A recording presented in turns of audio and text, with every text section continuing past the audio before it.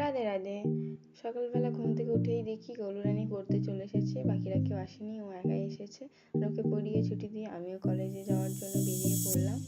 বান্ধবী দেখি আজ তাড়াতাড়ি চলে এসেছে। অন্যদিন আমার তাড়াতাড়ি হয়, বাট বান্ধবী আজকে তাড়াতাড়ি চলে এসেছে। বান্ধবী পড়ানো ছিল না সকালে, আমার পড়ানো ছিল, তাই আমার দেরি হয়ে গেল। বাজারগুলো এখন নামছে, বাজার বসবে আমাদের এদিকে, এখন এই বাজার যাবে। তারপরে বান্ধবী স্টেশনে এসে এখন বান্ধবীর বন্ধু এখন বান্ধবীকে না বলে কোথাও একটা চলে গেছে। বান্ধবী এখন তার বন্ধুকে খুঁজছে, বাট বান্ধবীর বন্ধুকে তো খুঁজে পেল না। কিন্তু এই বাচ্চাটাকে দেখে ওর বাবা আসছে দেখে ছুটতে ছুটতে বাবার কোলে উঠে পড়লো।